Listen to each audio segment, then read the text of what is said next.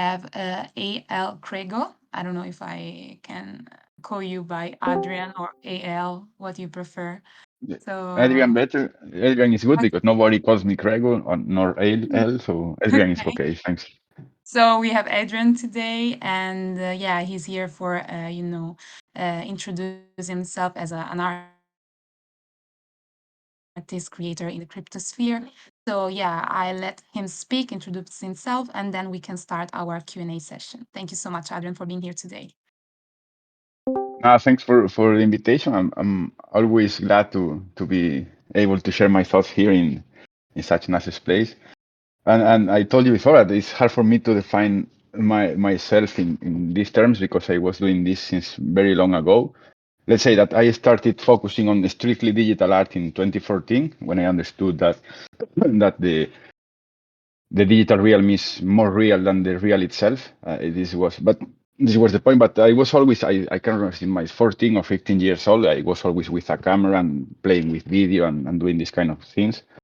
And it wasn't until I think early 2018 when I really focused on NFTs. And I arrived here mostly for looking for a way to protect my work because it was being stolen and being used for many people, and I was looking zero income while I was trying to do something new. So finally, I arrived into crypto art looking for this, for a way to protect my work and to give an authenticity certificate. So since I am here into crypto Twitter about a year ago, I've been doing tons of things. So as I told you, I prefer people make questions about what are the curiosities because I have tons of works and branches. So it's hard for me to define all my work and path. So I can't define right now in a couple of minutes all what I do.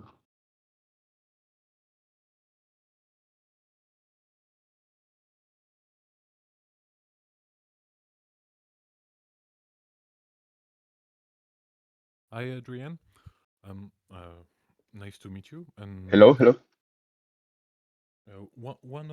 I often read what you write or look what you produce, and it's not really a question, but I think you really nailed something when you have said that GIF are like memories, and I think you theorize very well the all this GIF culture. So maybe you can talk a bit about what are your advice on it, and yeah, I will not say more. About GIF, you mean?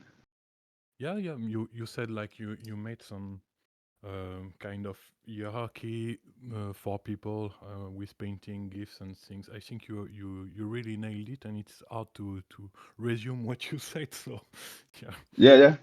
Yeah, thanks. This quote, thanks for focusing on it because I thought about it years ago that the memories are GIFs because I always say that the GIF format is the most human format because we think in GIF. We don't think in picture. We don't think in still format or we don't think in video format. Let's say in AV point.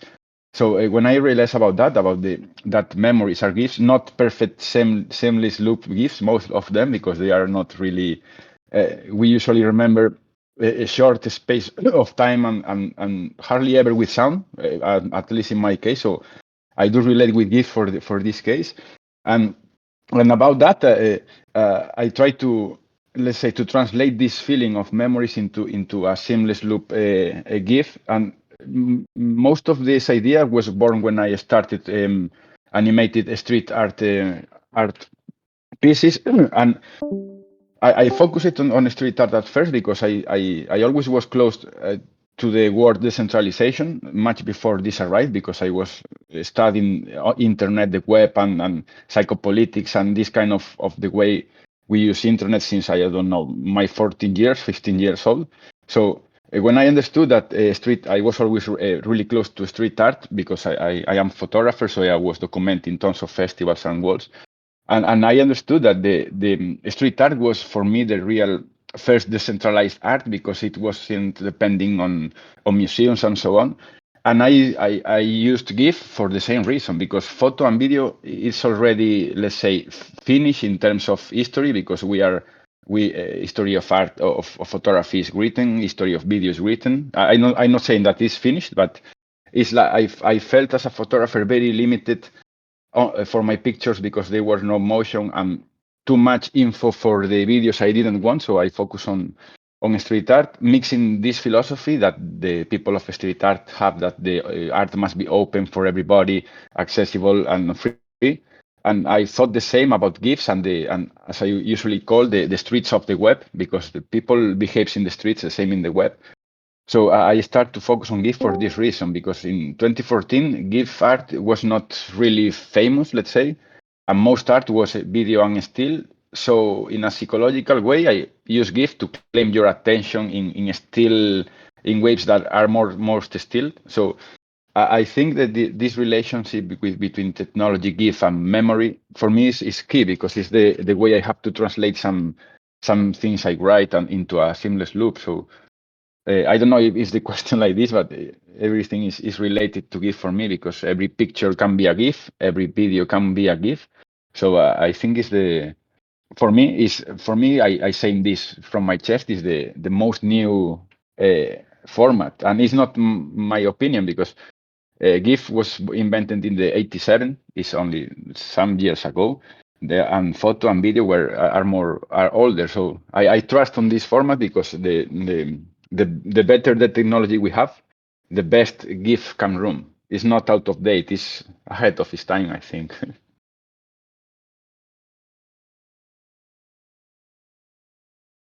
Yeah, thank you. Thank you, John. Hello, this is Claudia here. I just had a question about kind of your work, and that you tend to work in like a black and white media most of the time. I'm more familiar with your work on ephemera actually, and really appreciate the seamless loops and the influence in your work with like photography and video work. So I Thank you. just kind of wanted to ask you about the black and white. Was that just a conscious decision, or have you always worked in black and white? If you could just speak a little bit about that. Sure. This is a usual question, and thanks for doing it, because I must say that I am focusing on black and white only this past year mostly. I always love black and white. But for example, in street photography that is usually in black and white, I do it in color, because for me, life is in color. But I am using mostly black and white, let's say, for two reasons. One is the technical one, and the other one is the philosophical, let's say. The philosophical one is about the minimalism, and GIF allow me to create what I call the giftigism, where I dissect images in black and white, solid white pixels. And this is the reason, the philosophical reason, because I don't care about the color of things. I care about things. I don't care the color of a car, is it red or blue or black. I care about the concept of car. So black and white allows me to undress these colors that mostly I use to as ornaments from my point of view, unless they have some specific meaning. For example, I use some red in some, but really subtle red in some of my black and white works. And the other reason is technical one, because I don't know if people knows, it's a question I am having a lot, that GIF have a 256 limits of color. So the more colors, the bigger it is. So I was looking for a way to keep my GIFs very, very slow size. And this is the reason I am using pure black and white, because if you use gradients, you need grays. So you need, there are more colors, so the GIF will be bigger. And I think it's really important in the digital era, creating pieces that you can move in the web. For me, it's useless create a GIF of 50 megas, because nobody will move it. It's really hard to move these kind of GIFs because they are huge. And in black and white, solid black and white allows me to create HD GIFs under 2 megas or 3 megas. At the same time, I can play with this minimalist point of view of undressing the things until the last point that for me is the white pixel. And this gives me a space for a speech about what I call the giftigism. It's like pointigism. In the pointigism, the minimal essential element was the point. But now in digital realm, the minimal and essential element is the pixel. That is not a dot, it's a square. So in this case, I am using black and white to focalize in these only white pixels. And then in the other works I'm doing mostly in Hikernut and the ones at Super Rare that are more abstract, let's say. I am finding a good point there between the philosophical way and how they interact in the chain, and also with the size of the loops. I focus on black and white mostly for these two reasons. For the philosophical one, let's say, to undress the shapes of the things, and for focusing on very small gifs that can be move. I always say that gifs are bonsais, are not big trees, are bonsais, are like perfumes or like virus. For me, the smaller, the better. In mega size, I try to say. I don't know if this replies your question, but Gotcha. I really love the bonsai analogy. I got to use that one. But yeah, like I totally understand. Like with the removal of color, we tend as photographers to focus more on like the shapes and forms, but also just the Yep. concepts of like the objects or people within our images. So yeah, that answered my question. Thank you. Yeah, and one another thing I think it's important to say is that with the internet, let's say the frontiers of the world have fallen. So we have to have in mind that colors have different connotations depending on the country or the culture. For example, white for the build-up is dead, and here mostly in Occidental world, white is life, and the opposite, black is related to death. And in other countries or cultures, black is related to life. So I try to not to use colors for this reason too, to make something more universal without depending on cultures or colors. So thanks for that. And yeah, the bonsai is a good analogy, I think, because everybody can buy a bonsai the same way everybody can do a GIF, but it's not to create a GIF. It's not the same to create some GIF art. That the same is not the same to buy a bonsai that to grow your own one from the first step. Is I think the art is there. Is how to grow up them. Thanks for the question, Claudia. And also we have here, we have an artist in our cohort that solely work with black and white. I don't know, Michael, if you want to add anything to what Adrian said, but it would be great to chat about it because, yeah, all his work are black and white. So, Hi, Adrian. Actually, Hello, hello. I don't know, but for me, it's really because I don't know anything about color. That's where my choice comes from. I'm really bad with color theory. I remember, like at school, like when I went to art school, we did like, with gouache or acrylic, we did like meticulously all these color circles and spirals and mixed all the colors. But it's just for me, it's really like almost the reason I'm not good at color. Might sound completely rubbish, but that's the truth. I understand this point, but even so, that you recognize that you are bad at color, I have a question for you. Do you feel sometimes you need it, the color, or are you okay like this? Because sometimes it's not that we don't understand color theory of color, but it's just that we don't need it. So I mean, it's not a problem. You don't have, you are not expert in color theory, and I think sometimes these limits make us think and learn from another side. So I love color and I use it, but by today, the more black and white works I do, the less I feel I need the color. I mean, don't feel bad about that. And if you feel comfortable with black and white, you don't have to. It's not. It's like I always have the feeling that it's like essential to do things in color because yes, I don't know where is this rule written. So don't feel bad about not knowing that. And the question is, do you feel that you are missing color when you work in black and white? Because I don't. No, absolutely not. I think I really like working in black and white. It really gives you a good idea of positives and negative space. Yeah. In this is a real. In the composition, and I really like that. And it's something that before I started doing like more abstract animations, I did like stop motion stuff, and my designs were always monochrome and limited to one or two tones, and it's just like a personal preference. because of that background that I don't know color theory. But the more I do in black and white, the more I enjoy its limitations, and especially this positive negative aspects. That you really this is work with the really space in the frame. really key point that about the negative space is always. I always say that the negative is always positive because it allows us to let's say empty areas can meaning more than the filled ones. And I have this feeling about color because sometimes I look some works that are full of color but empty of meaning. And this is the reason I admire black and white people when they can translate or communicate big ideas in black and white. I always say the same. The books are in black and white, and we never miss words in color. Even words are colors are words, and we don't need color for that. So I am with you too about what you say about the limitations, because these limitations for me are a bless, because it's like, okay, I have this limit, so I have to do something inside this limit, and I enjoy these limits. And black and white is limiting even more the gift, so I can relate with you too, Michi. Yeah, sure.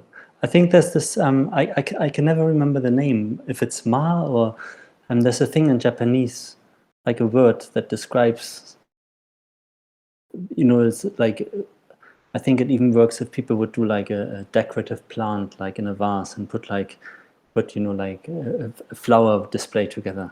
They really plan with the negative space of branches and yeah. I don't flowers, know the word, but like I know what you mean. Yes, I know what you mean. yeah, and I think it's a beautiful idea, and I think when I started like a year ago, I did a lot more gradients and played with grayscale. Yeah, I really enjoyed it, but it's I think the cut between positive and negative is just so clean when you do like really like the limitation of black and white, that it's just sort of underlines that idea and the beauty of it, I think. Yeah, I think the same. It's most times to highlight an idea. I'm with you. It's only necessary black and white. I agree, because sometimes colors, what I told before, colors can influence the way people understand a piece. And I prefer not to explain everything I do. And black and white allow us, let's say, a thin layer of enigmatic that people must read. So I totally agree. And ikebana is the word I'm reading here. It's a Japanese word, you said? I think maybe ikebana might be the thing with the flowers, maybe. Am I right? I try to find it. There's a different word I had in mind, but I tried to find it don't and put worry. it in the chat. Yeah, I know what you mean, but I didn't know the name. But it's like the Tao, where they say that the useful of a base is not the basis; it's emptiness. I think the same about GIF and black and white. It's this small limit you have, they are limits, but they are expanding, because now then in the web you don't have to play GIFs, and you don't have to load them like happening in video. So I'm finding a nice point between the web, the black and white, and the minimal. So I can relate with many people doing black and white works, because sometimes I know it's not that we are not experts in color. I know that sometimes it's the opposite. Is that many people I talk with, the street artists that started doing very colorful pieces, nowadays, 10 years later, they are trying to go minimal to express more using less. And it has sense also in the real life, because it implies money. If you have to paint a huge wall of 30 stairs with tons of colors, it's much more expensive than if you use only black and white.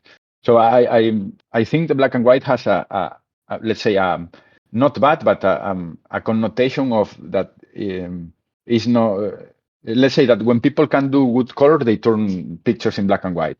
It's like a old trick we everybody do, but I don't think so. I think it's the opposite. When you are bored about colors, because we see colors every day in the streets and in everywhere. For me, it's like as I said, like I'm dressing reality to make it more minimal, but without losing the sense and the idea. I agree. Cool. Thanks for the question, Mitch. Well, I didn't ask anything. For the chat, I mean. Yeah, cool. Yeah, thank you. Hello, Adrian. This is CG Cortex. It's really a pleasure to have you here.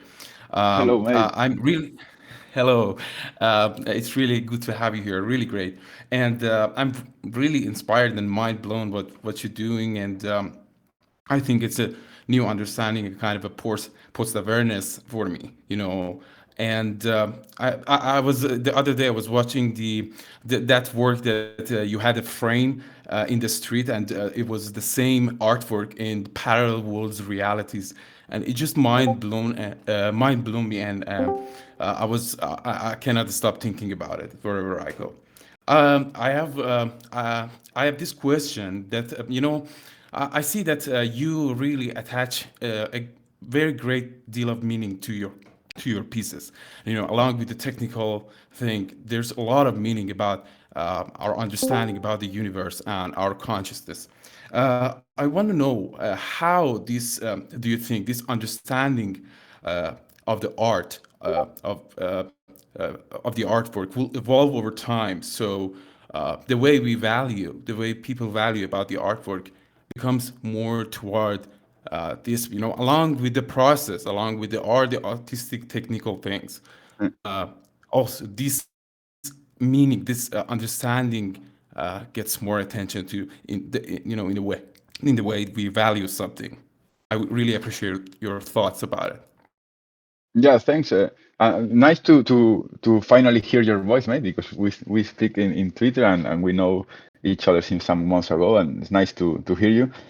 And thanks for the words, and I think this is a really important thing because you mean about the value and knowing how to value things we are doing, because I have the constant feeling that most people don't understand what are we doing since many years ago, and for me it's really hard to be sad to see people being applauded for things we did almost 10 years ago, and it has a reason. I know the reason. The reason is social networks. Since 2014 or even before, I never step on them because I never trust social networks, and the more they develop, the more I thought that I was right because they were doing selling data for other people, and they are totally centralized places. So the reason that people can't value nowadays what we're doing or what we have done is because people was too focused on social networks where everything was biased, everything was promoted, everything was closed. So the taste of the people, the shape of what is art was, let's say, sculpt there. And now with crypto art, a door was open and people is going out social networks, but their mind is centralized. Their mind was born inside jails. So when you want to explain somebody that you did 10 years ago, but they weren't looking, for them is like new, but they can't value because they don't know the skills and all the work that is behind it. And I say it because every day people write me about how I do my gifts and how I do my work, and I always say the same.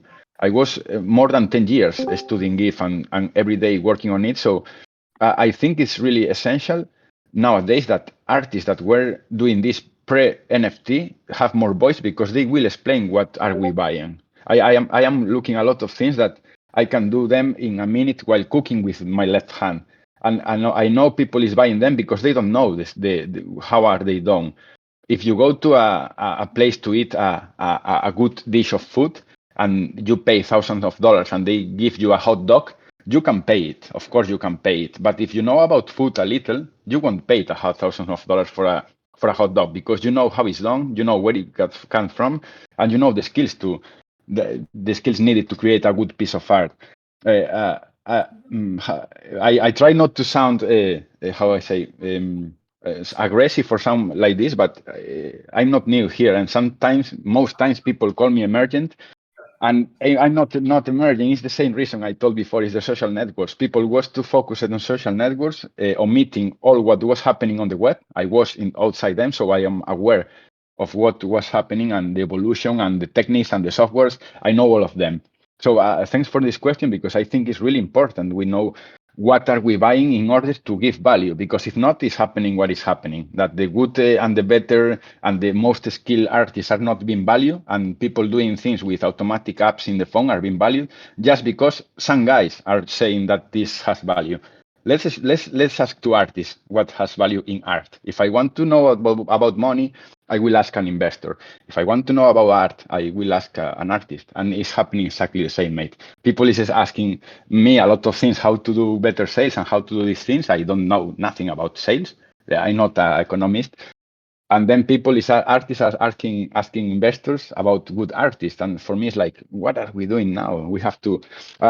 We need a lot of pedagogy, I think, about techniques, formats, what has been done these past 10 years. Because I always say that in Tumblr 2014, 2018, it's everything that we are looking nowadays, and it's like I feel like living in the past again and again. So thanks for this question, Gigi. CG, I don't know how to call you. But I think this I'm Ahmad. Yeah, you can call me CG Corti or Ahmad is better. Yeah, Ahmad. but it was a great response. Thank you very much. I really understand what you mean, and I was actually thinking on what is your advice about how we as an artist communication about the meaning of our work. What do you think is the best? What's your advice about I'm not really asking about marketing thing or Sure. how we approach others. I'm I get you.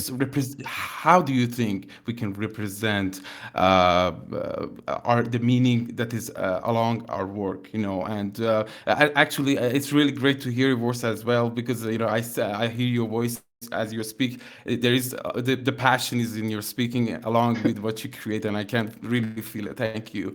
And I will really be grateful to hear your advice about how we can as an artist represent the meaning is which is along our work, and what do you think would be the best kind of manner to do that? Sure. Thank you. I got you, and I think about this since let's say since child, because despite I do a lot of things in the past, I always have one main thing in my mind, that is that we can't create what we are not. And the advice for this to is, at least what I'm doing since I entered Twitter, is that it's not only about sharing the artwork or the final piece, but I give too much importance to the surrounds of my mind, let's say, about what I read, what I write, what I see, not only about art. This is the reason I usually share some excerpts of videos from poets or from filmmakers or from I don't care the if they artists or not.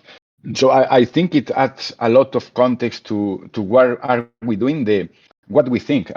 For me, in this case, I use a lot of poetry because I was writing since child. So for me, writing is a must every day, and I find that. And I see it. Sometimes people like more what I write more than what I post as a gift. But what I write is a consequence of the gifts and vice versa. So I think I would advise for making people who are we, not only for the art, because I am aware that not everybody is reads our art deeply, don't get all references or some like this. But for me, for example, let's do the opposite point of view. When I like an artist, the artwork, the first thing I do is looking for an interview, because maybe I love his work or her work, but then when I listen interviews, it happens two things, or it goes even better because I can understand now the references and where this guy is drinking from, and other times happens the opposite because okay, your work is incredible, but you can't speak. So for me, it's really essential, even more in Twitter. I have in mind that Twitter is words. We are using words, time, and light, no more. So the pieces are light, we invest time, and we use words. So for me, it's essential having good skills of communicate, not only in artistic terms, but also in words terms. This is the reason for me poets are in a special place, because they are for me the guys who manage who use the words in this way to make other people understand. So I usually tell my friends too that it's good to share things that inspire you. If, for example, if you watched yesterday a film that inspired you and there is a 2 minutes excerpt of it that triggered your mind, I always think that I'm not special. If triggered me, I'm sure maybe and other people will trigger these ideas. And when they see these films or these excerpts of whatever, then they come back to your work and they see this reference, not explicit, but I think it's nice to share the sauces, let's say, the things you drink, the things you you feed with it, because I think this gives some perspective of about what are you doing. I think, for example, I love a lot the band Tool, and when I post something about Tool, about some music or whatever, people tell me, yeah, it's obvious that you love Tool because the aesthetics are very similar and so on. But I'm not using their band's elements. But the same with philosophy. When you talk about, I don't know, Harari, or you talk about some contemporary philosopher, people later they can see this message on the pieces, because sometimes the piece for us the creators is clear because we did it, but when other people watch them, maybe they are not watching what we see. And I think this context of what you write, what you see, and what you think, and give context to the piece. Maybe I'm not sure. I am doing this and it's working for me, and the feedback I having, like as you said now, I think it's a proof that it's working. But only my case. I don't know how other people do it, to be honest. Wow, man, your response really inspires me. Actually, your style is totally original, and I can see the connection of philosophical concepts you are actually going to communicate, and that really inspires me. And I think most people don't get it today, but I think it will be a lot as we go. And I'm really inspired. Thank you very much, man. This is too much. Thank you. No, thanks for the question, mate. I do enjoy this kind of questions because I usually enjoy more speaking about the art in general than in a specific piece. So thanks for this question, DG. Thanks a lot, really. Of course, my pleasure. Thank you very much. Let's work now. So Hi, this is Anna. I wanted hey, to ask hello. you. Hi. I wanted to ask you who your favorite poets are. Uh, I let me be really sincere. I don't like a lot reading poetry. Why? Because I love creating it. It's the same as cinema, for example. I try to do cinema, but I hate it because it involves a lot of people and a lot of issues. I prefer to watch it. But poets, my best poets, the poets I like more, I must say that are MCs, are hip hop MCs, so let's say, but not the hip hop, the classic hip hop.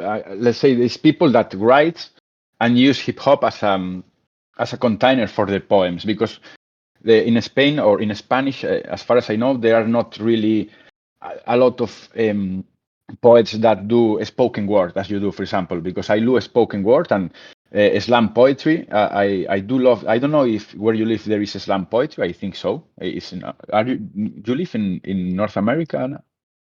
Yes, yes, yes. There I, is slam poetry. Yeah, it's great. so it's something that is no, it's not only from here in Spain. I think the slam poetry. Do you know La Mala Rodriguez? See, of course, yeah. This is Okay. a for example, if La Mala, for example, if I can read her and I can listen her. This is the kind of poet I mean. When you can read a lyric from a song that is not only yeah, yeah, go, go. You know that there is metaphors, there is play of words. In Spain, there are a lot of them, but they are not famous because poets are never famous. Let's say if they are famous, it's not by their poetry. We are not Bukowskis. We are not this kind of poets. So, but it's hard to reply which are my favorite poets. To be honest, I don't have the same with art or the same with music. But I will say that this is maybe rappers that don't focus on hip hop, but they focus in lyrics. There is a Spanish guy I love a lot. Maybe I will share with you later. Is Marçal Espí. Is a Catalanian guy, and he writes poetry, but he also is very active in slam poetry. And I love slam because it's when you don't have to read. It's more that the interpretation of the piece is like no music, no nothing, but it's more how not only what the people write, but also how they read it. It happens with you, for example, when I read your poems, it's a thing, but when I listen to you reading them, they are another level. So, and this point, I think you are. How can I say nailing it, because the what you are doing with poetry about writing and spoken it in a video to the blockchain, I think this is a nice point we have to dig more, because it can be a safe for poets finally, because poets were always the poor guys that are in the bar drinking wine, and I don't relate with this kind of poets. For me, poet is more some sophisticated people doing magic with words. So sorry for not replying, but let's say you are my favorite NFT poet nowadays. So I can go like this now.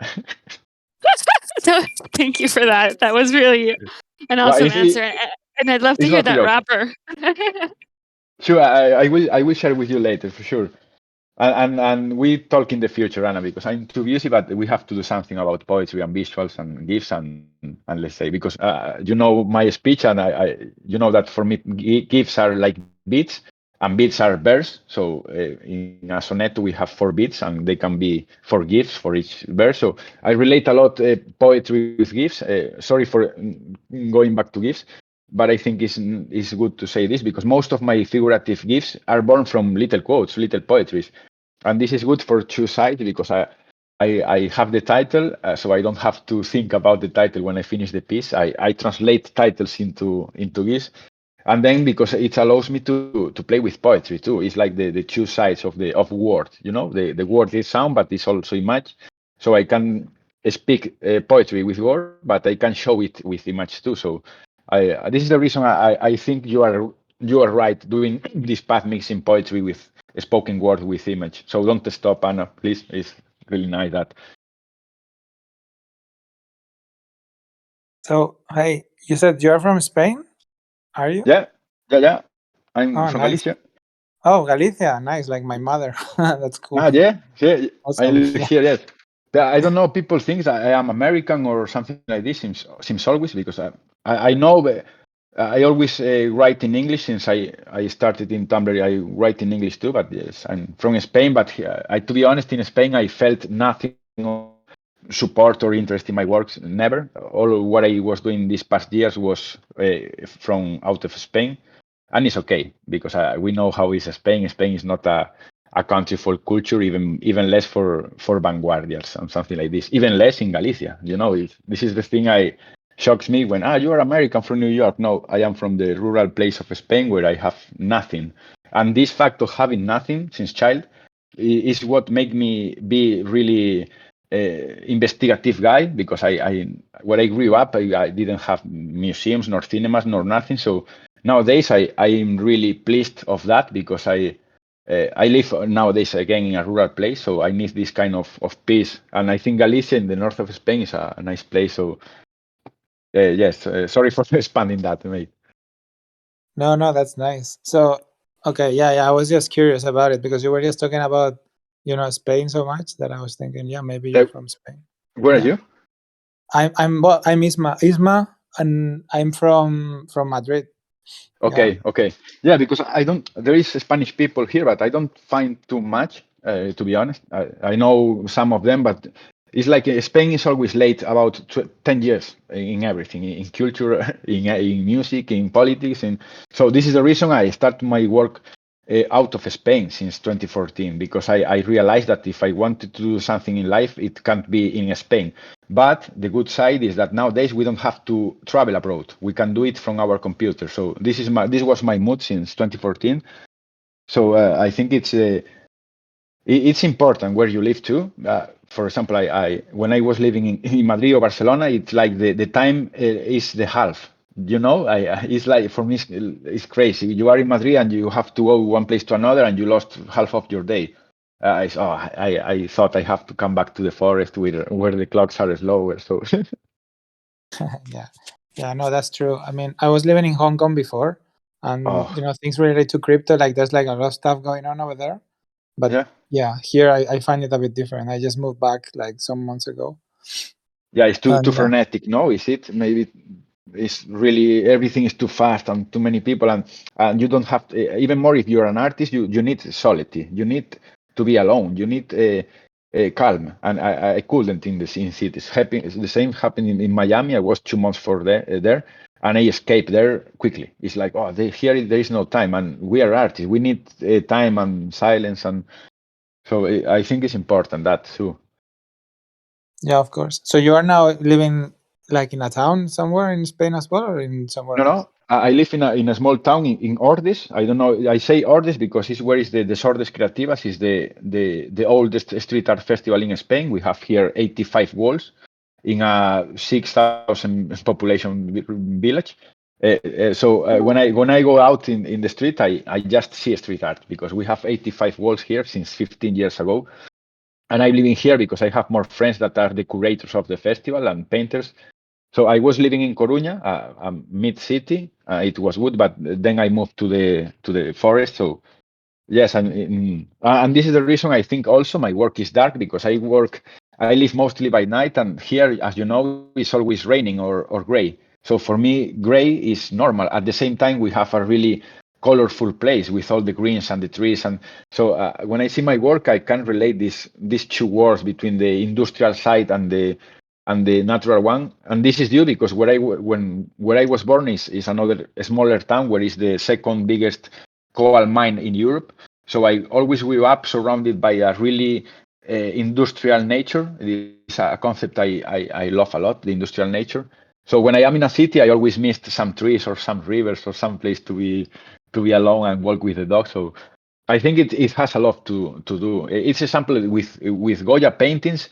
People say, it's dark. But it's dark because he lived by night. So we replicate what we see. If we live by night, it's normal. We create dark stuff. If we live every day and we are always in the beach, we will be creating more exotic things. So I think it's nice to know also where the artist is and his environment to understand his work too. I think Yeah, maybe I'm wrong, but this is exactly what you were saying before, right? That when you like an artist, the first thing you do is just you check interviews to understand a little yes. bit more about the artist. So this is what you're doing with us right now, Yes, right? exactly. In your Yeah, background. and sometimes, for example, with some rappers I don't like, when I look their interviews, I fell in love with them because okay, your music I don't like too much, but you are a fucking wise man, so I have to pay more attention. If I never check the interviews, maybe I will miss this artist. And in the opposite way, sometimes it's you are a nice artist, but you are stupid in the interview. So I try to find a balance too, and I try to do it too. So when I am invited to this kind of chats, thanks for that.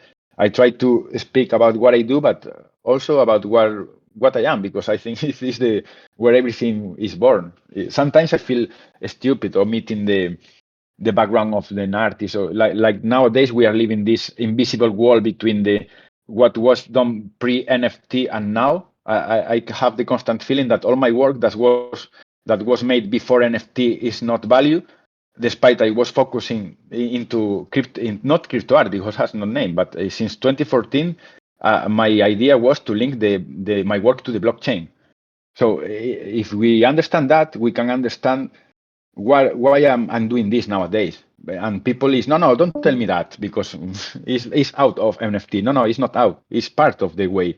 For me, NFTs is a natural step of my work. It's not something new that some guy arrived it and told me, oh, you can mint your work. No, I know since 15 years ago. I was waiting to that. So I think it's important to understand not only me, but another artist you like, understand their context and where they come from, because it's harming a lot of people, this invisible wall between pre and post NFT, I think.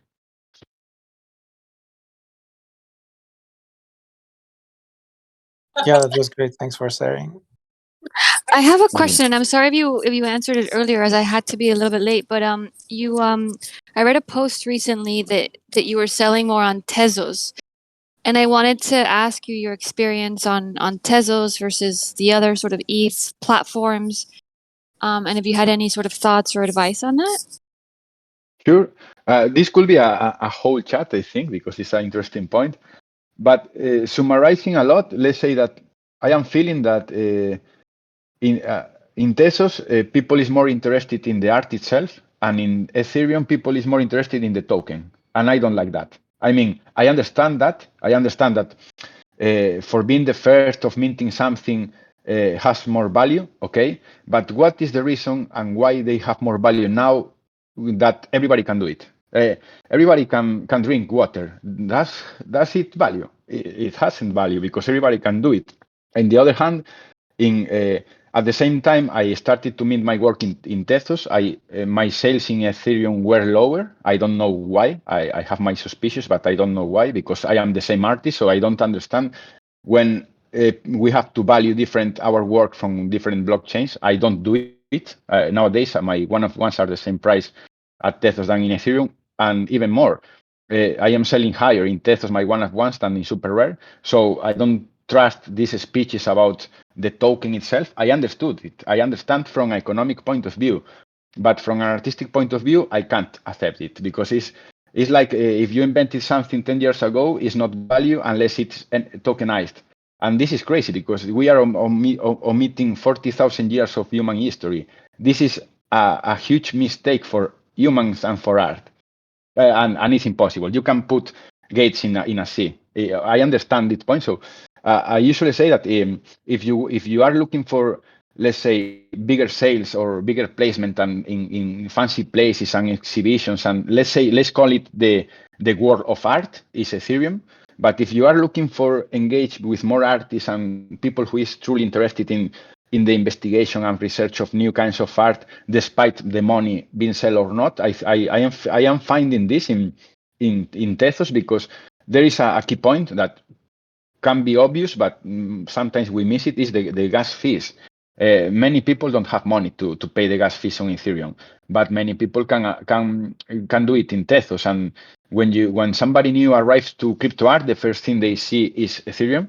They see the numbers and say, "Oh, this is nice, tal." But when they want to mint piece, first they have to join a platform which is not decentralized, which is a mistake. And when they finally are in platforms, they find that they have to pay gas, really high gas. And then they start to ask themselves, there is another way, and there is, and they find Tezos, and they find that they can mint their work for cents.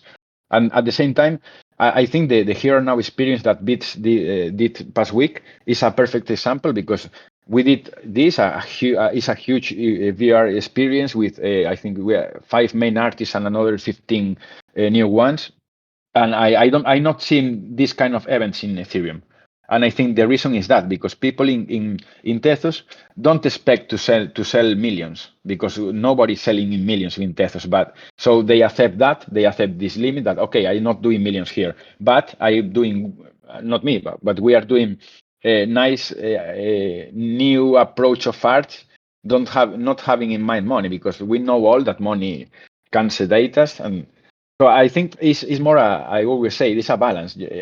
I'm not saying one is better than other. It's different. So I'm trying to do that. My old works, or let's say that works that have some history that I can explain that they have history and they are still in time present.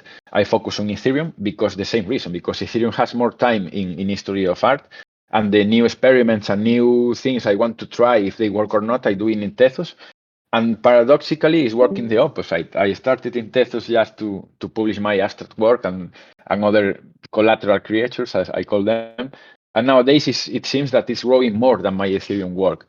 It's a great dissonance, but I encourage people to try both. It's not because I don't like how it's going this, that sometimes I feel that it's versus.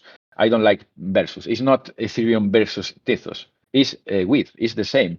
So it's like if you have parcels I don't know, to plant apples, and you have another parcel to do honey. You have to look for different places for them. If you put them together, maybe it's not good. So but what I'm saying is useless because we are too early, and maybe in a year I say the opposite. So I don't know. By today, I feel it like this. So at the moment you're just in Tezos and Ethereum, nothing else?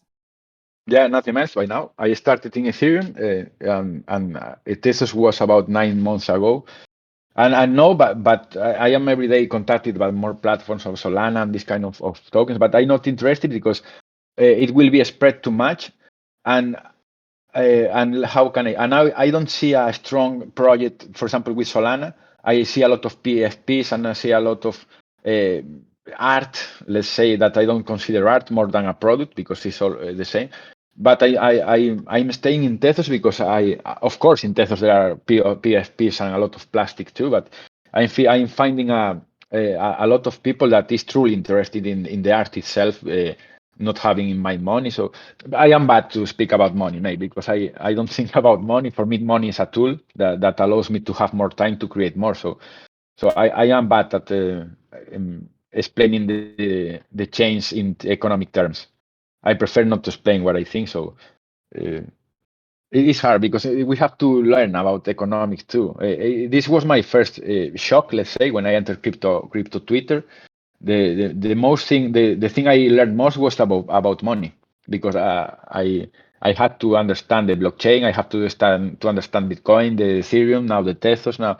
So there is a point I think you have to find two or maybe three at max points to sell your work. But if you use a lot, people will understand your work as very difuminado. How can I say in English? Very spread on the web, and maybe this can make people go crazy. I say this even I have a lot of work, but so I'm not saying that not using Solana blockchains, for example, but if you are okay in Tezos and if you are finding your people and your projects in Tezos, why move? And I think sometimes it's just pure greed. Okay, let's do more in more blockchains for more money, but not necessary if you are doing your own crew or your own tribe and with your own work. I don't know. I'm bad for this kind of advices, right? Mr. Crego, Hello? Hello. I would like to ask you something you said, and it's very interesting that we need to ask ourselves what river we're drinking from, and Sure. it made me think. Sometimes we sort of have the same river, and we may be near the same river, and we drink from different waters or something like that. Let me explain myself. I understood you. I understood you, mate. Okay, thanks. And maybe the thing is, you live you live your childhood near nature, and you like this industrial nature. But it's kind of funny that you like machines so much in your art. I mean, and in my experience, I lived in a very big city in Mexico, and what I like the most is to draw images and that reminds me of the religious and churches, and we have beautiful churches made by the Spanish, by the way. Indeed.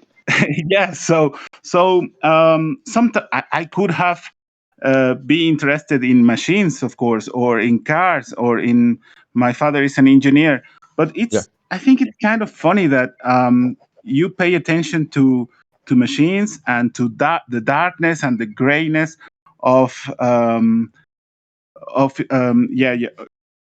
of Galicia, of course. I am trying also to include in my artworks some Aztec things, because there are not many we are so many Mexicans, but not many of us are drawing or painting Aztec or things like that, or the nature, or the more Mexican thing. My question is, finally, after 10 minutes, my question No is, have problem. you No ever problem. Thank you, Crego. My question is: have you ever considered to go more Galician, to go after Galician topics? Like, you have huge, beautiful churches and seafood and things like that, and Yeah, hongos. I got Have you, you ever thought but about that? I try to avoid it, mate. I think since long ago that how can I explain?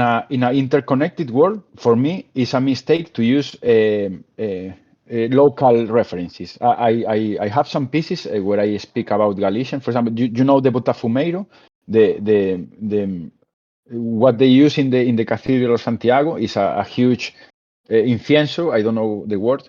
Well, I try to say that I only use a couple of times these kind of local references because if I use a gaiteiro, for example, or if I use a percebe, the seafood, only people from here will relate with this work. So what I try to do I is love using them. the yeah, sure. Not me. I am a bad Galician, to be honest. I don't like seafood. I don't like beer. I don't like wine. I don't like the best things we have here. So I am a bad Galician. In this way, I usually try to use archetypes. Like, let's say, everybody know what is a church, but if I use the Cathedral of Santiago church, only or mostly people from Santiago will relate. So I prefer to do something minimal and dress the concept of church and use just for example, the cross. With the cross, you are speaking about religion. And despite I'm not religious, I do love the religiosity of things. I love a lot of ancient cultures, and I study a lot of religions. And this is the reason, as you said in your first question, is that if we drink, we mostly in Occidental culture, we are really influenced by church. All the myths and the Christian myths and so on are repeated itself. So the same is happening nowadays with the what I call amniotic culture, is a name I invented to explain that. Is if we drink if we all drink from the same river, we will create pretty similar things. And I think we can see this from Instagram times, where everything starts to be a copy. And now in crypto art, this is being imported. The Web 2 behavior is being imported into Web 3. So Web 3 is becoming again Web 2. And I say this because I never watch. I since child is not something that I am doing nowadays. It's since child where what everybody was doing, I won't do it, because if everybody is doing it, I won't do something different. It's just a logical thing I had. I don't know, when I was 10 years ago or something like this. So this is the reason I never. I'm not really interested in series. I never watch, I don't know, Game of Thrones or Lost. I'm not interested in it. And why I never watch them? Because when I was with my friends, they told me. And I thought, okay, you are talking everybody about the same. So if I go inside this, I will be speaking about the same. And the same with the art and the video clips and all this kind of culture. For example, I never listened the Gangnam Style, but I know it. This is what I call amniotic culture. And why I have to know that if I don't want? This is the reason I never had social networks, because it's like the social networks I like are like the umbilical cord to this amniotic culture I don't want to be part of. And it happened to me when I was in Miami. I was working for a DJ, a very famous DJ, and my brain was adapted to these aesthetics, to these speeches, to these lights. So when I come back for 2 or 3 months, I still have this dirty mind that I didn't want. So I think it's really important to how we use time. For example, you are in a really huge city. I can't imagine how you deal with time, because it's incredible when this feeling for me. So when I am in big cities, I always try to go back. I think it's really important to have a inner conversation and not to be fit with the same ingredients that everybody is being fit. This has a problem that maybe you can feel alone because you are eating your food alone. Let's say you are perceiving everybody doing this, because I have Twitter now and I can see every day what is people doing. And sometimes I can feel not in a bad way. I feel alone because it's like, okay, I'm not watching what you are watching. I have no idea about punks. I have no idea about all the trending things, because when something becomes trendy, I lost interest instantly, and I go back to the roots, because I know that I learned that in the surface there are never the roots, and what is in the surface is always temporal. It's like I've been doing this since 2014 in Tumblr. I've saw tons of waves, tons of hypes, and tons of whatever. I never did them, and I am still here. In the other hand, the people that was doing these hypes, I don't see them nowadays.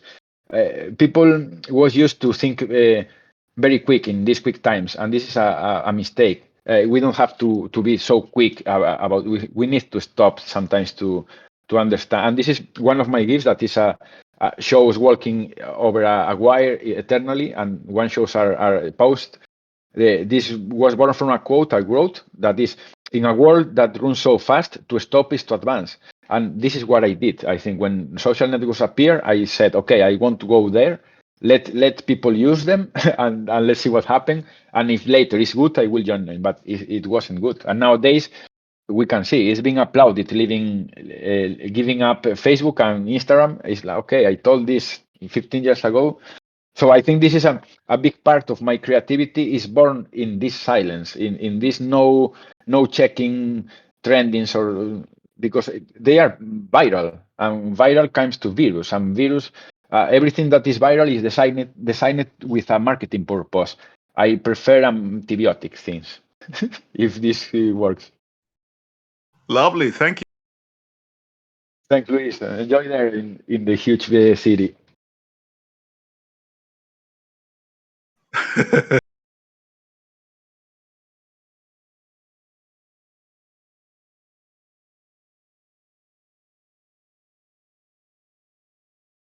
I don't know if I lost you now. You can hear now. No, you didn't lost us. Okay. Okay. Are Thanks. there any other question? Adrian, actually, I have a question about the way I actually evolved over time. You know, for me, visual art started for me from cinema. You know, I really loved cinema, and I really loved films, and started to grow this passion. But as I went through the journey, I had some, hardware limitations, things like that, and I could only do, still life images. But I'm really through the emotion part of myself. I think I'm more successful at that. I sometimes I can do motion if I have a decent idea, but sometimes it's really hard for me to actually. I have a lot of ideas rushing into my brain, and it's really hard to actually dissect them into my brain, and kind of put it into the camp. I sometimes I, I get these ideas, but I cannot really focus to put them and put them kind of through my craft. I cannot kind of. How do you do this process? Do you do sketches, or you go through experiments to actually do this motion work? Yeah, about the first part of your question is really interesting about what you say about cinema, because it happens to me, and it was hard to accept that.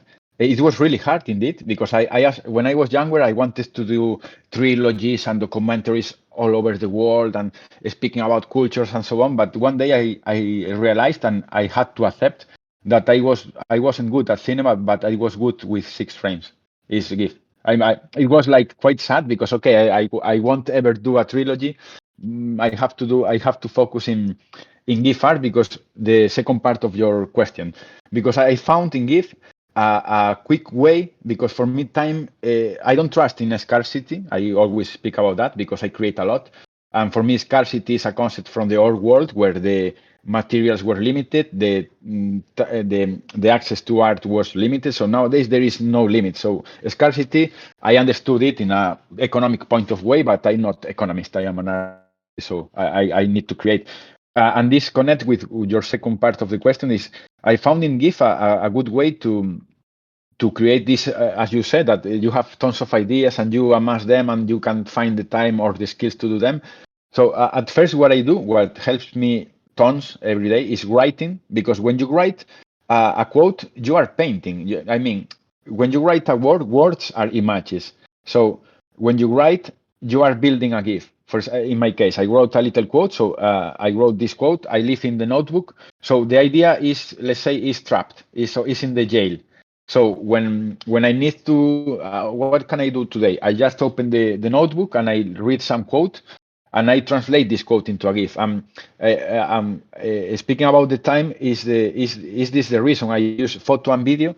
Because it takes me less time to go outside to shot a beautiful place in the forest, rather than create one in 3D that requires rendering and a lot of work. And in the time I can render one 3D work, I can create 10 GIFs. So my way of managing it is not experimenting, because I already experimented a lot. And nowadays I go straight to the point. I think about an idea. Okay, I have to do that. For me, the art is this point exactly. What we do, remember that we do pieces of art. We don't do art. We do pieces of art. So for me, the art is in finding the way to translate an idea. So I think about an idea, and I look for the tools to create it. Most times it's photo and video, and then the final dish, as I said, is a GIF. This let's say saves me tons of time. If I was doing 3D or film or something like this, it requires preparation and a script and people and so on. So I think that my way of keeping creative, let's say, is the notebook, mate. I strongly suggest everybody have a notebook, not in the phone, write by hand, because when you write by hand, this is not my opinion. I read a lot about neurology, and when you write by hand, your brain stores the information in a more important way than if you do in keyboard or in a phone. And this is the reason I always write by hand to then translate. And then when I feel that I don't have ideas, I just go to the notebook and keep on it.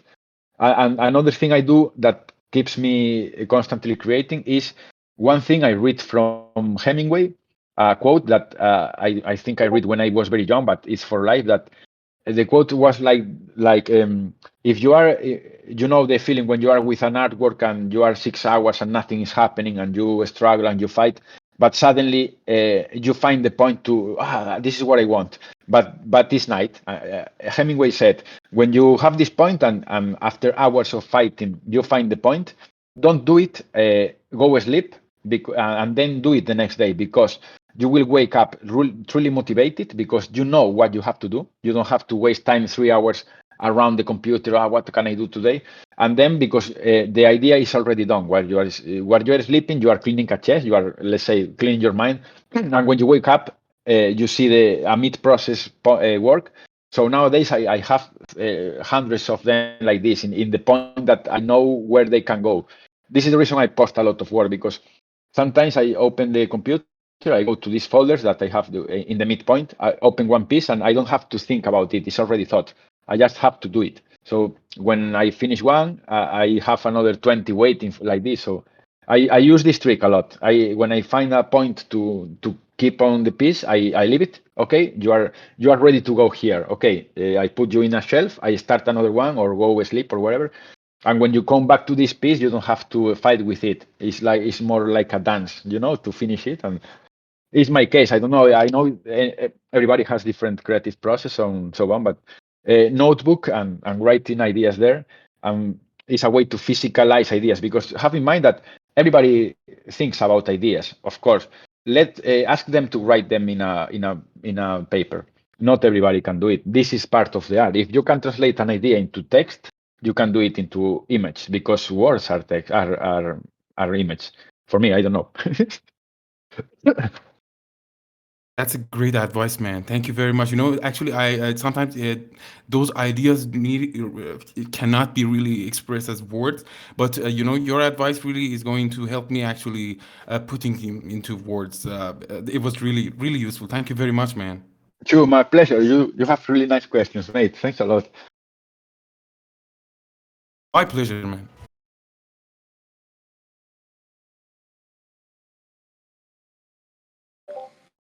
Hey, can I ask, or can you talk a bit more about Helix, which I think sure. you know it's so amazing, and I just find it's really interesting. You know, I guess like a lot of people that like when you mint art or when you try to create an exhibition, you know, you try. I think often people obviously hope to, you know, sell straight away or whatnot, but it's like Helix is, you know, like you've got this division, and you know the first 100 pieces are accessible, and then the next 100 will open up, I guess, and then the third 100. Yeah. So it's and I know you tweeted a lot that it's a long-term thing, which I really admire.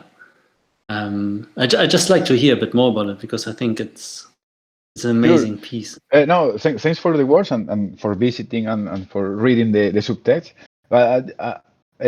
This could be long, but let's summarize a lot. That this idea was born in 2014. It's not from today. It's the idea of minting my work directly in the blockchain was in 2014 when I understood how this worked. So for some people today is something as because people told me it's like a rebellion against platforms or something like this. It's not. Is that just that platforms appear in my way? I was looking for that, but when crypto art appeared, it seems that we have to join platforms to be validated, you know.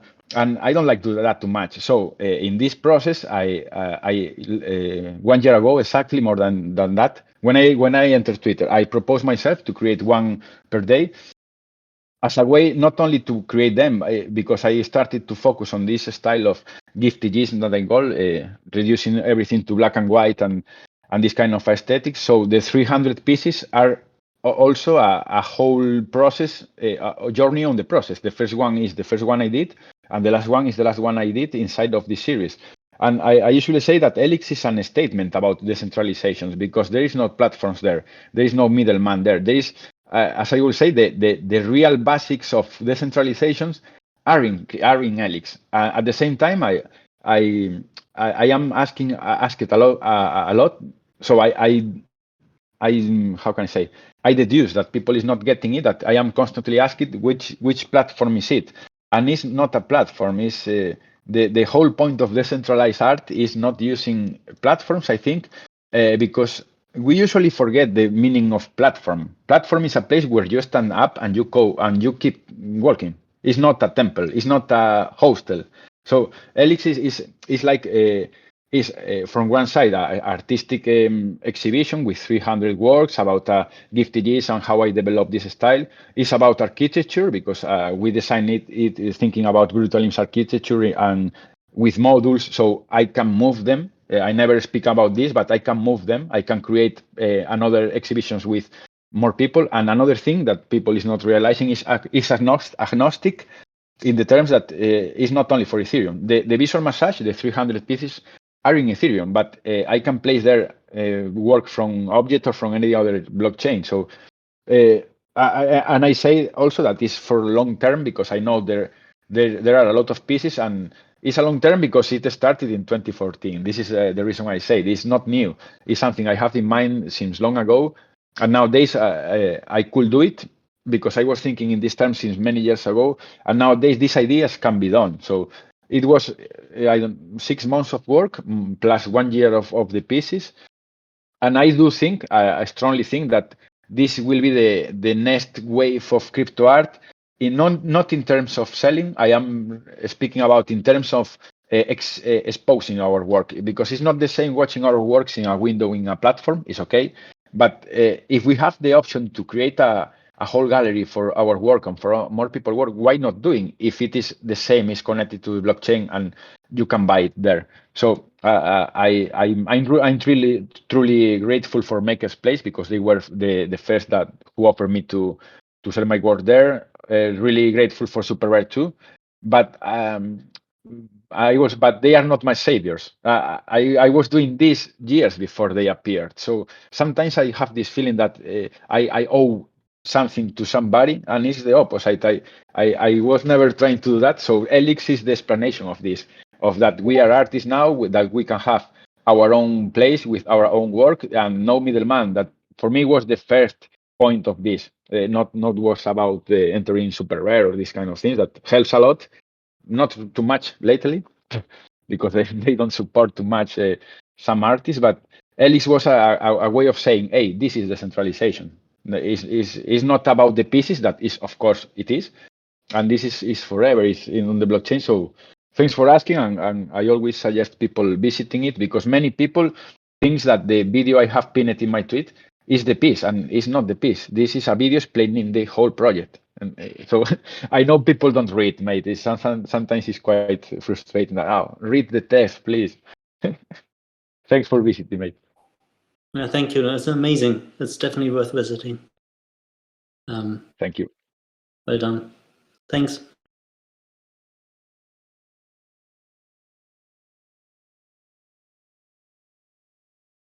Amazing. We have time for one last question, guys. Okay. Man, this thing that you said about we dream in motion, we see in motion, we experience reality in motion. It was just so fascinating. And, I kind of would like to actually know your three recommendations for, the masterpieces of film you think I, as an artist, should watch. I would really appreciate it. I would really, I don't ask it really from a different artist, but sure, I ask it from Adrian Crego for sure. You mean films? You mean? Yeah. Films. Three pieces of films that you think I, as an artist, should watch, and you think they are masterpiece, and it would be awesome, man. And I would love to ask this from you. Thank you. Yeah, there is one that I always recommend. I posted the other day, but it's not really famous film, I think. And I love this film because you don't expect special effects. It's about six guys in a room speaking. There is no more. The Man from the Earth. Do you know this film? Is free because the guy put online for free. The Man from the Earth. I haven't watched it, but I will, of course. Check this because it's only conversations between, I think there is a biologist, a theologist, a scientific, a mathematic, and they speak about things that I don't know anybody who watched these films that after watched it don't tell, what the fuck, man, this is mind-breaking, because it proposes you ideas, temporal ideas, timeless ideas that you will be thinking about them. I mean, I watched this film, I think, when I was 18, 19. I'm 44 nowadays. I think I watched this film 2 times past year. So it's a film that you can always rewatch. Another one I usually say, maybe don't get surprised because it's a funny film, but I think it's a really prophetic film. Is Idiocracy? Do you know Idiocracy? Yeah, No, that's I amazing. haven't. It's a funny You film. should you should It's like watch it. Yeah. a satire, acid satire about the future in a world that the smart people stop having sons because they have things to do in life, but the stupid people have many sons. So in 500 years, the idiocracy governs the world. I don't know, the most viewed film in this future world, dystopic world, is an Us, no more. Yoko Ono has a piece that is the same. I think it's a reference to her.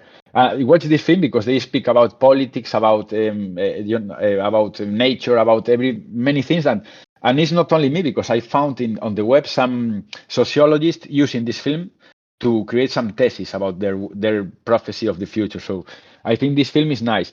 And the other one, the third one, is not a film itself; it's a documentary.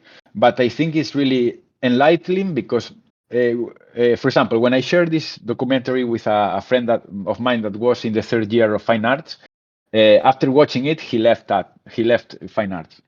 The documentary is called The Secret Knowledge, and it was made by I can't remember the name of the painter. David Hockney is alive today, and it's a documentary about how technology made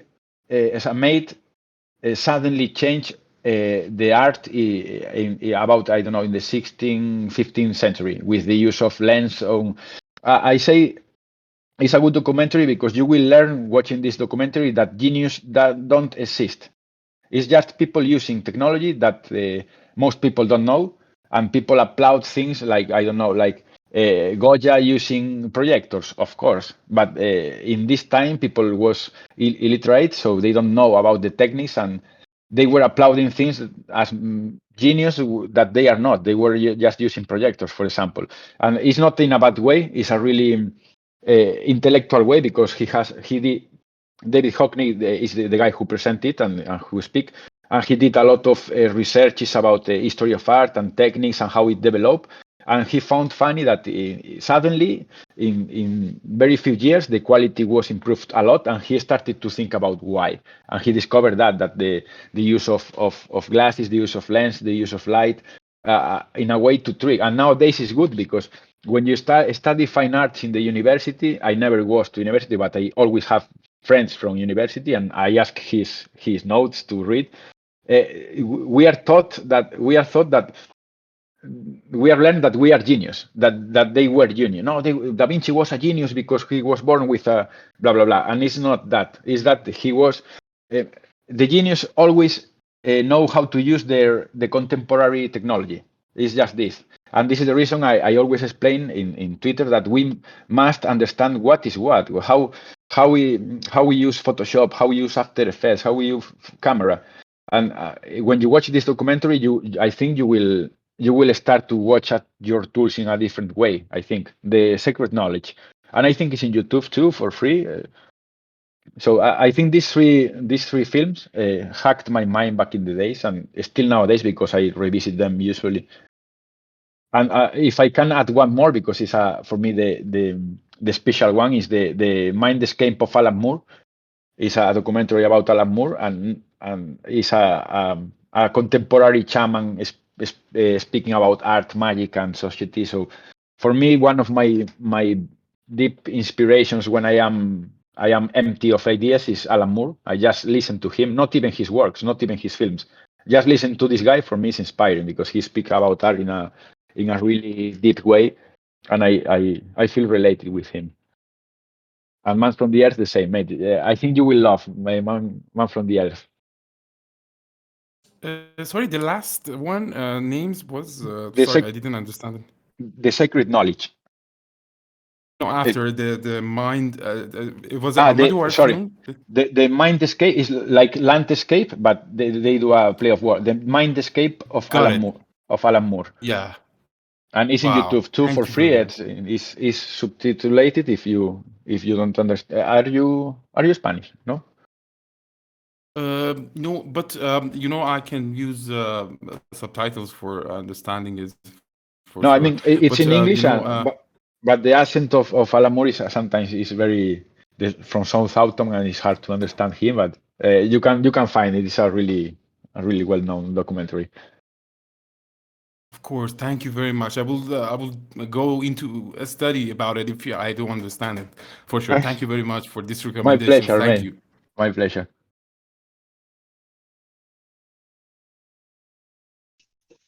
Hi, Adrian. I just wanted to ask one question. I really enjoyed the conversation so far, and I was curious to hear. It was interesting to hear about the perception and experience of time, and I was interested time, but also I guess interaction with social networks, and I was interested to hear. You're still, obviously living within, or at least working with Twitter. So how do you manage to deal both with in terms of social networks and time to stay kind of removed, objective, critical? This is a critical point. I think I always say that time is my best frenemy, and maybe this will sound rude from my side, not for you, because just how I use Twitter. My advice usually is don't check Twitter. I mean, I use Twitter, but I hardly check it. I only check the notifications and DMs and post work, because if I start to check Twitter, I get distracted. I start to watch a lot of things that I like, and this Twitter eats time. And this is the reason I hardly interact with most people, because I don't see it. It's just this. I say can be sound rude because it can see as I don't care about anybody else, but it's not that. It's that I need time to do my own work, and Twitter has two sides. It's the social side and the art side, and we have to find a balance there. And I am very bad at following all what is going on. And I say that because I come from Tumblr, and Tumblr was like Twitter, but without the social side. You understand? You don't have to be aware of what everybody is doing. Tumblr was more like I post here and then it moves on the web. So I was born in these codes. So for me, I am using Twitter in the same way. Of course, I try to be aware of things I am related to, or sometimes I visit another people Twitter and so on. But to be honest, I use a 90% to check notifications, 5% to check the DMs, and another 5% to watch the timeline of other people. Because if not, I repeat, we are not influencers, we are artists. If we were influencers, we have to be aware of these things, but we are not. It's not our work to be aware of everybody. I mean, I work a lot with street art people, And for example, when we organize a festival in the same town, we bring 6 people to paint.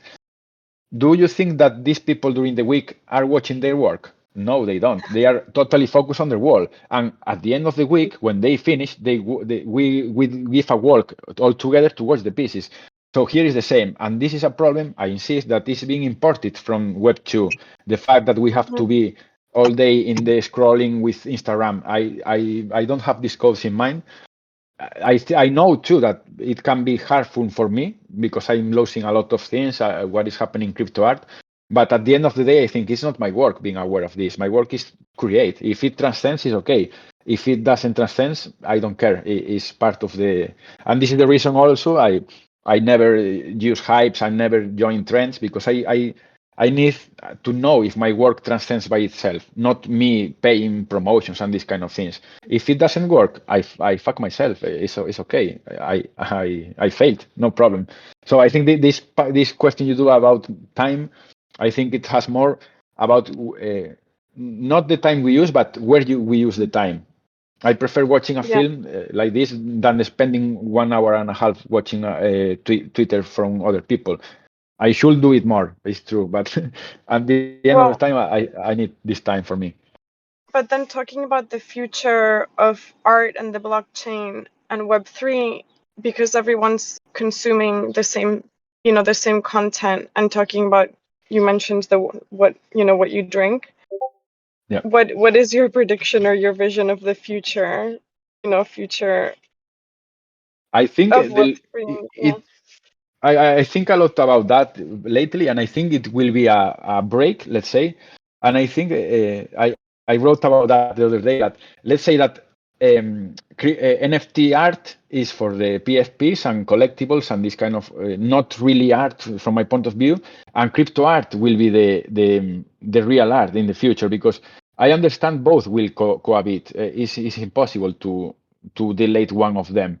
But I am feeling this because I am some years in this, and I feeling that now is burning like 2 branches of this side of art, where the Web 2, let's say the Web 2 will be with the PFPs and the collectibles and this kind of mindset that is more about community and fit and this kind of understanding the web in a closest circles. And I think the other side that I'm more interested is more about the side where the one of ones or the more artistic pieces will find their place. I felt that this past year was like a wave. First was one of ones until people realized that they could create 1,000 editions, and there was a change. And nowadays, I am feeling again that people is losing interest in multiple editions, and they are asking again for one of ones. So when this happens, I'm not saying it's good or bad. It's happening. So there is nowadays there are 2 paths that is burning. So I think this is the way we'll go, and I think that the one of ones will be boosted by things like Elix. When the artist build its own gallery with their own work, because for me it's really hard to see a gallery of PFPs, for example. For me, it's not in my mind. It's not working. PFPs doesn't need a gallery. Why? Because their name, they are profile pictures. So they are building their own grave. It's not in a bad way, but I think the limiting art from a profile picture. Oh no! I expect to be in huge walls. So this is the main point, the difference I am perceiving nowadays. I don't know about the future, but I think the combination of your own contract with your own gallery with your own work is part of the future because it was the main point of this. We are forgetting the main point of this. Is the decentralization implies responsibilization. It's not about delegating in platforms. It's about studying about the blockchain, study the how you can build a 3D space for you and and study how to create a contract. I insist. I'm not a web developer. I'm not a coder. I just look for people that know about that. So this is the good part of the decentralization. You can write emails to people. Hey, I have this idea. How can we do? So I think this is the 2 sides I am seeing from the future. Is artists doing their own place on contract, and on the other side more the let's say, the product side of art, that are more the PFPs and collectibles and these kind of things. That I have nothing against them, but I have nothing in pro. It's something I don't pay too much attention. But I don't attack.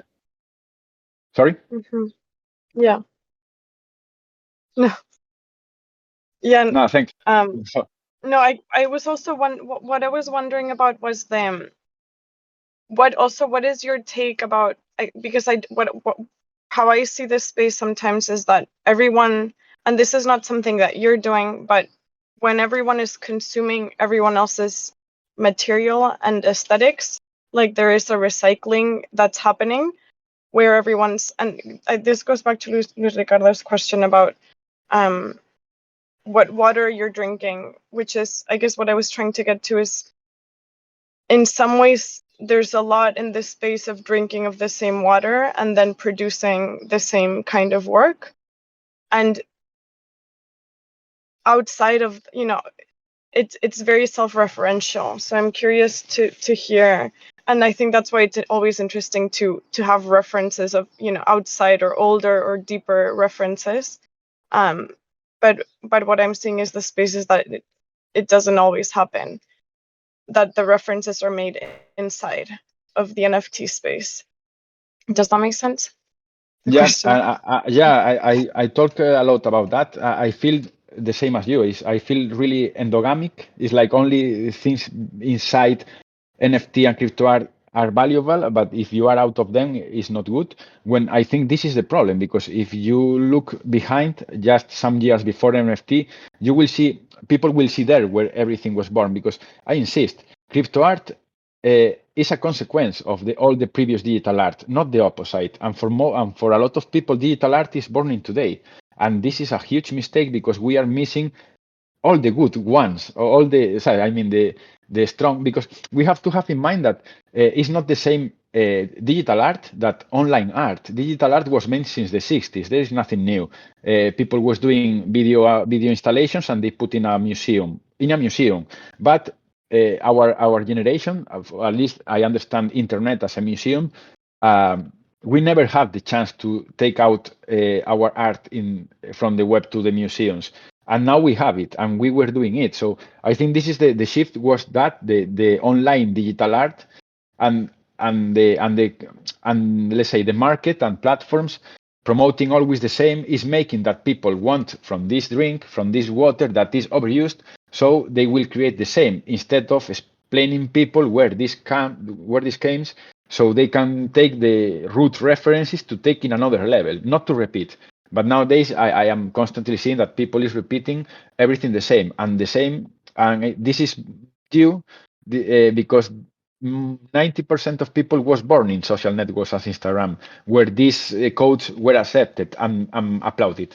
But this is the reason I don't like the Web 2 codes being invading the Web 3, and many people is speaking about Web 3 acting Web 2, and this is counterproductive. So I don't know how it will go. What I do know is that I will keep on my path as I always did, because it's working, and it's not only about the pieces. So this is relates with the first question we speak about, that sometimes what you do and what you explain adds meaning to your path. It's not only I go into crypto art and I will do a masterpiece. You need to have some context too. So I think that the fact of being quite a bit far from Twitter and from social networks is nice to drink from another water, because I am thirsty, of course, but I don't want to drink from this drink. So I have to dig in my own fountains to find them. And these kind of films we talk now, Alan Moore or Yuval Noah Harari, or I don't know, these kind of philosophers that are living nowadays, they are always speaking about the present future using the past, and this is where I get tons of my inspirations. If I was checking all day Twitter, I will be doing, we are humans, we learn by repetition, I will be doing the same as everybody. And this can feel sometimes alone, because okay, I am doing this and nobody's doing, but I trust in the future, because I was doing this since long ago and my work is still present. So I think my work of today will be present in some years. If not, I will adapt. I enjoying adapting. I enjoy failures too. I learn a lot from failing. Thank you so much. Thank you, Patricia. Nice question.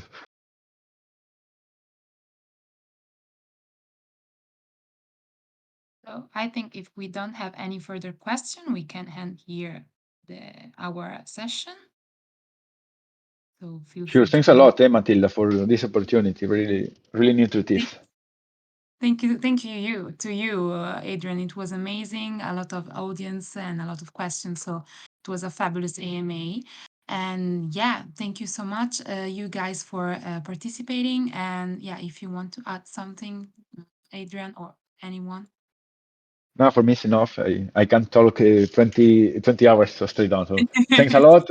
Thanks a lot and for the questions, because I learn a lot from the questions, truly. Because when this kind of chats finish, I start to think about this kind of insights. So thanks everybody for dropping your insights and the support. Great, amazing. Goodbye, everyone. Have a nice day. Thank you, Adrian. Thank you very much. Have a Thanks, great day. guys. Talk soon. Thanks a lot, Matilda. Adrian? Yeah. I found the Japanese word.